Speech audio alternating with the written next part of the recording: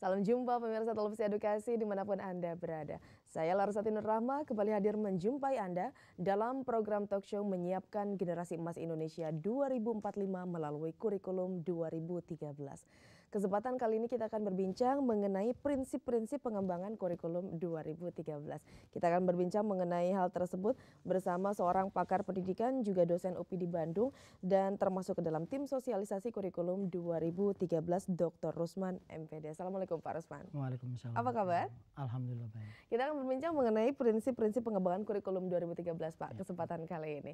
Selain dengan Pak Rusman, saya juga memiliki narasumber lainnya. Beliau adalah guru sasaran kurikulum 2013 yang juga seorang guru IPA di SMPN 3 Tarogong Kidul, Garut, Ibu Yustianingsih SPD. Assalamualaikum Bu Yustia. Waalaikumsalam. Sehat Bu? Alhamdulillah sehat. Alhamdulillah. Baik, sebelum lebih banyak kita membahas mengenai prinsip-prinsip pengembangan kurikulum 2013, saya mengajak Anda terlebih dahulu pemirsa untuk menyimak sebuah tayangan berikut ini. Kurikulum 2013 merupakan penyempurnaan dari kurikulum sebelumnya, yaitu KTSP 2006 dan KBK.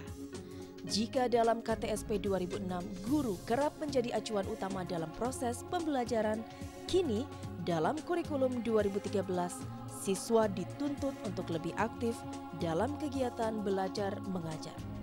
Dari yang sebelumnya hanya diberitahu, kini siswa dituntut untuk mencari tahu dari berbagai sumber belajar. Prinsip umum yang digunakan dalam pengembangan kurikulum 2013 antara lain: 1. Prinsip relevansi, yaitu kurikulum yang dikembangkan sesuai dengan tuntutan dan kebutuhan masyarakat. 2. Prinsip fleksibilitas, yaitu dalam pelaksanaannya kurikulum harus lentur dan menyesuaikan jenjang pendidikan. 3. Prinsip kontinuitas, yaitu kurikulum dikembangkan secara berkesinambungan antar kelas dan jenjang pendidikan. 4.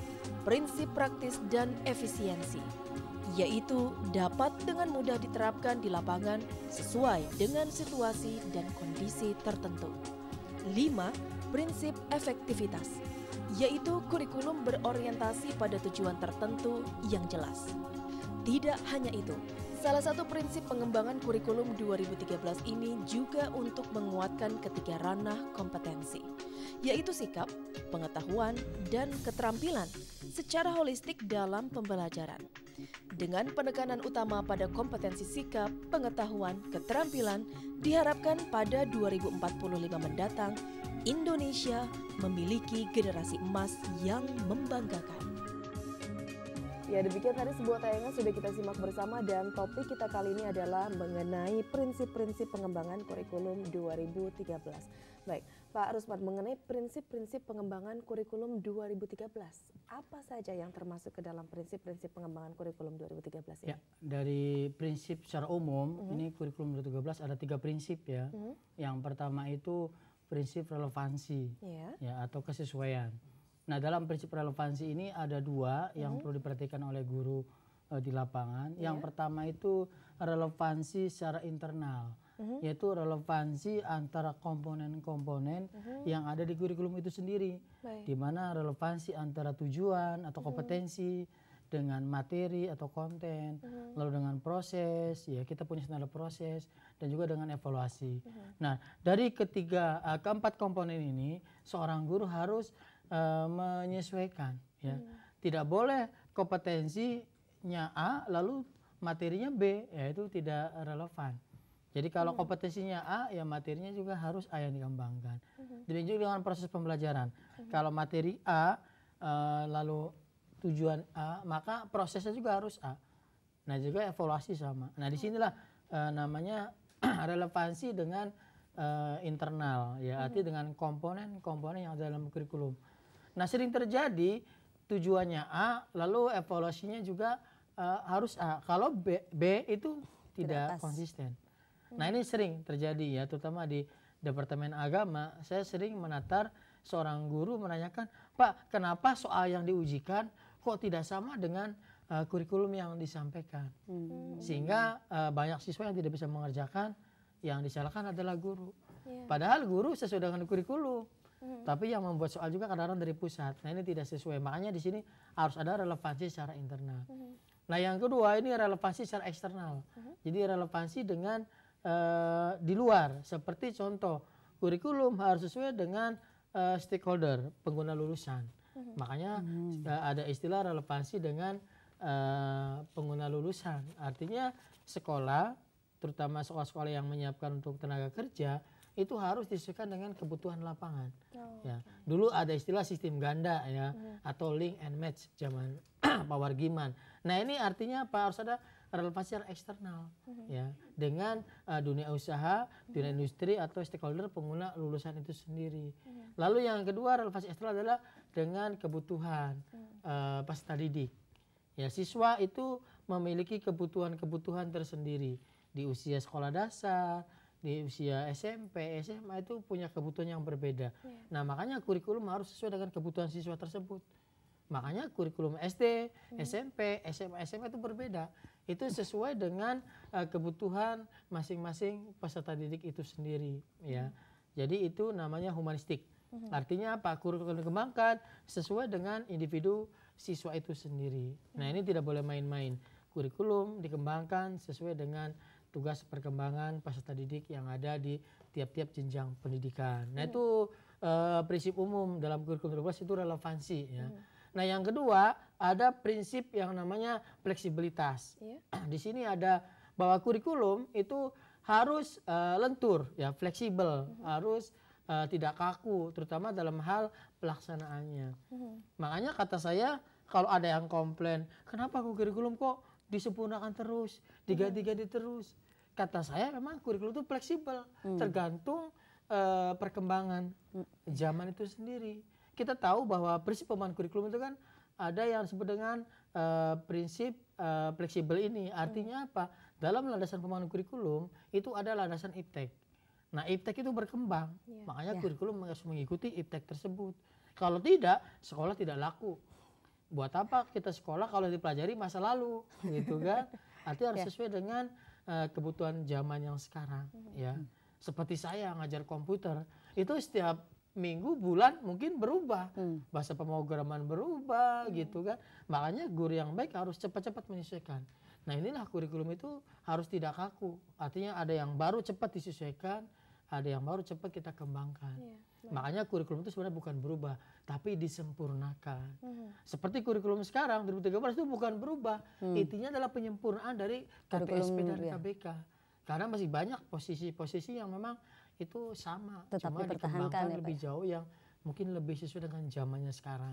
Ya. Nah yang ketiga prinsip umum ini adalah bahwa kurikulum 2012 harus kontinuitas.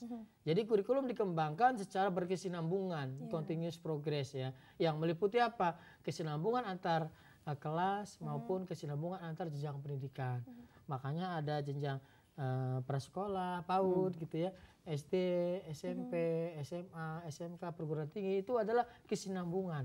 Jadi SD itu ada syarat untuk menyiapkan dia ke SMP. SMP ada prasyarat untuk menyiapkan peserta ke SMA dan seterusnya, itu kesinambungan ya, kontinuitas.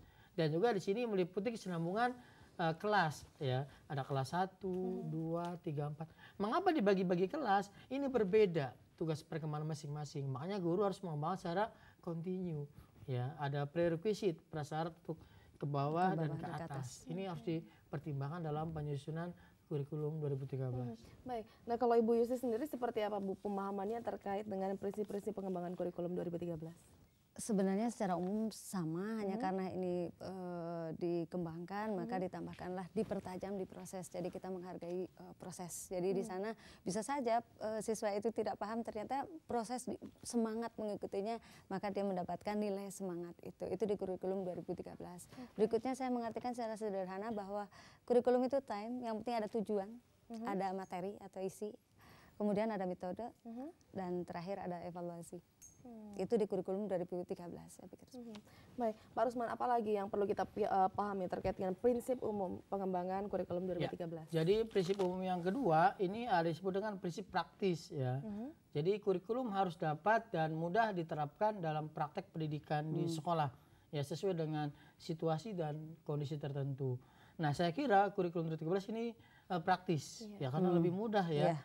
Silabus sudah dibuatkan oleh pemerintah, oleh Kemendikbud dalam hal ini Kemendiknas. Artinya di sini praktis. Lalu untuk sekolah dasar misalnya kan sudah menggunakan tematik terpadu terintegrasi, ini kan juga praktis karena guru lebih mudah belajar dengan tema-tema dan juga siswa juga akan mudah memahami dengan tema-tema ketimbang dipecah-pecah berdasarkan mata pelajaran. Ini praktis. Dan kurikulum 2013 ini sudah siap, bukunya sudah ada, silabusnya sudah ada, guru tinggal mengembangkan RPP dan langsung praktek mengajar. Saya kira ini praktis bisa diterapkan dengan mudah ya, dengan dipastikan oleh pemerintah. Lalu yang kedua, prinsip umumnya adalah efektivitas. Artinya kurikulum selalu berorientasi pada tujuan tertentu yang ingin dicapai kurikulum itu sendiri yang merupakan alat untuk mencapai tujuan. Nah, di sini efektivitas ini kurikulum harus bisa mencapai tujuan.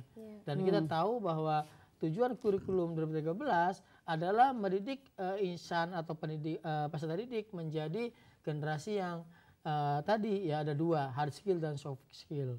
Hard skill adalah bisa diterima oleh masyarakat, bekerja dengan baik. Lalu soft skill adalah menjadi peserta didik yang baik, yang sopan santun, bertanggung jawab, soleh dan seterusnya. Ini ada di soft skill.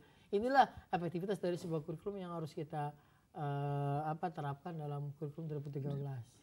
Baik, sejauh ini pemahaman akan prinsip pengembangan implementasi kurikulum 2013 dari para guru seperti apa menurut Bapak? Ya, saya kira guru-guru sekarang sudah mulai paham ya, karena memang kurikulum 2013 ini disosialisasikan ke semua guru yang sebagai guru sasaran atau guru yang menerapkan kurikulum 2013 tanpa kecuali guru ditatar. Nah, di sini guru diberikan semacam pengetahuan-pengetahuan sampai praktek ya, bagaimana dia mengembangkan RPP tematik, bagaimana dia menerapkan pembelajaran saintifik. Itu semua ada praktek dan diterapkan oleh guru yang mau melaksanakan kurikulum 2013.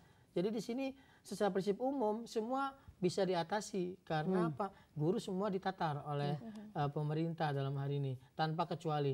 Jadi semua itu yang tadi saya sampaikan itu disampaikan kepada guru-guru di lapangan. Bagaimana menerapkan kurikulum secara prinsip umum tadi ya, yang memang agak berbeda dengan kurikulum sebelumnya sebagai penyempurnaan. Seperti itu. Nah, ada juga sebagian yang menyampaikan bahwa buku di dalam kurikulum 2013 ini rasanya kalau dibaca sebenarnya sangat sebentar saja sudah bisa cepat habis. Bagaimana tanggapan mengenai hal tersebut? Padahal kan kita juga tahu untuk jenjang sekolah dasar ini mengusung tematik integratif begitu ya, dan memang banyak yang dipadukan begitu. Bagaimana menanggapi hal ini? Kalau lihat buku itu justru buku pegangan guru itu sebagai panduan ya, pegangan siswa baru yang lebih detail. Jadi di sini guru ditantang bagaimana mengembangkan tadi pendekatan saintifik itu dalam setiap tema yang ada dalam buku itu sendiri. Jadi kalau dibaca secara sekilas mungkin bisa cepat, tapi dalam implementasi guru ditantang setiap tema ini akan dikembangkan berdasarkan saintifik. Jadi siswa diajak untuk mengamati, lalu diajak untuk bertanya jawab, diajak untuk berpikir, menalar, lalu diajak untuk bisa menyimpulkan sampai bisa mengkomunikasikan. Ini proses yang sangat panjang. Jadi memang kalau dibaca, bahkan kalau di print itu buku guru dan buku siswa itu tipis ya. Tapi di dalamnya itu banyak unsur-unsur muatan yang praktis yang bisa diterapkan oleh siswa melalui tugas-tugas yang bisa dikerjakan di sekolah maupun di rumah. Dan ini perlu proses yang sangat lama, tidak sebentar ya. Dan memang buku pegangan itu sebagai pedoman rujukan yang sifatnya sangat simpel, tapi implementasinya guru ditantang untuk mengembangkan lebih jauh dalam pendekatan saintifik yang sekarang dikembangkan di semua jenjang pendidikan di sekolah. Seperti itu. Lalu apalagi yang perlu kita pahami terkait dengan sekarang prinsip khusus, kalau tadi prinsip umum, sekarang prinsip khusus pengembangan Jadi kurikulum 2013. ini yang agak sedikit spesifik ya untuk kurikulum 2013. Ini yang pertama bahwa kurikulum satuan pendidikan bukan merupakan daftar mata pelajaran. Nah, selama ini guru-guru di lapangan bahwa yang namanya kurikulum adalah daftar mata pelajaran. Seperti yang dipasang di sekolah itu kurikulum, padahal bukan itu. Dalam kurikulum 13, kurikulum itu adalah segala aktivitas siswa ya yang harus dirancang oleh guru ya melalui lembaga yang namanya sekolah itu sendiri. Nah, disinilah guru harus mengembangkan tadi yang namanya RPP itu. Dia mendesain bagaimana siswa bisa tercover dalam kegiatan pembelajaran. Lalu ada yang di luar seperti ekstrakurikuler juga dirancang Nah sekarang pramuka wajib ya untuk semua guru, semua level pendidikan ya, di mana guru harus semua mengembangkan. Guru SD, SMP, SMA itu wajib untuk mengembangkan ekstrakurikuler pramuka. Nah di sini bagian dari kurikulum. Jadi bukan hanya mata pelajaran, bahkan banyak kegiatan yang bisa disetting oleh guru dan memberikan tugas-tugas segala macam itu juga bagian dari kurikulum. Jadi kurikulum bukan mata pelajaran yang tertara di sekolah, tapi ini adalah bagian dari sistem pendidikan yang lebih luas ya. Bahkan segala sesuatu yang disetting untuk belajar siswa itu adalah kurikulum, termasuk metodenya, media pembelajarannya, model-model pembelajaran yang kita pilih, kita setting, lingkungan sekolah itu bagian dari kurikulum yang harus dirancang oleh seorang guru di sekolah. Jadi ini yang masih salah dalam persepsi kurikulum sebelumnya. Nah, kurikulum 13 harus sudah berpikir kurikulum ini adalah holistik, menyeluruh. Lalu yang kedua, SKL ditetapkan untuk satuan pendidikan dan jenjang pendidikan dan program studi ya. Ini dalam kurikulum yang lama itu kita salah berpijaknya dari mata pelajaran. Nah, kurikulum baru kita itu sudah berubah. Kita berpijak dari kebutuhan siswa. Lalu dianalisis kompetensinya, muncul KI, muncul KD, baru kita tetapkan mata pelajaran untuk mengakomodasi itu. Sehingga mapel ini munculnya belakangan. Beda dengan dulu. Dulu mapel dulu, baru